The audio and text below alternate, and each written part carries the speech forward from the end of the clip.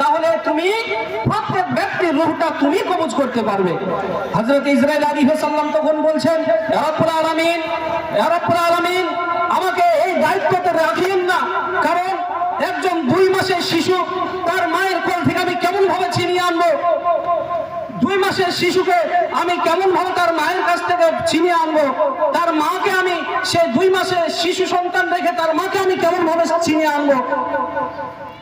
একজন স্বামীর কাছ থেকে তার স্ত্রীকে কেমন ভাবে ছিনিয়ে আনবো?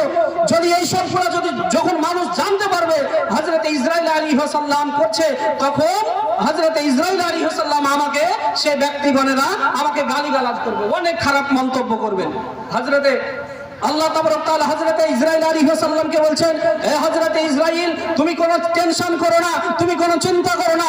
যখন কোনো ব্যক্তি যখন মারা যাবে, যখন কোনো ব্যক্তি ইন্তিকাল করবেন, তখন সেই ব্যক্তির কোনো দোষ হবে, সে ব্যক্তি ইসরাইল আলাইহিস সালাম অর্থাৎ তোমাকে কোনো দোষারোপ করতে পারবে না। কারণ যদি কোনো ব্যক্তি মারা যায়, হয়তো ক্যান্সারের আক্রান্ত মারা যাবে, না হয় পানিতে ডুবে মারা যাবে, না হয় আগুনে পুড়ে মারা যাবে, না হয় অ্যাক্সিডেন্টে মারা যাবে, কেউ তোমার দোষ দিতে পারবে না।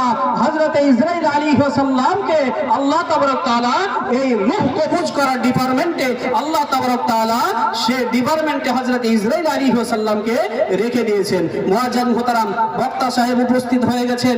আমি আমার আর বক্তব্য বাড়াতে চাই না। আমার বলার এবং ভাষার মাধ্যমে যদি হয়ে থাকে ভুল ত্রুটি ক্ষমা করবেন। আসসালামু আলাইকুম ওয়া রাহমাতুল্লাহি ওয়া বারাকাতুহু। اللهم صل على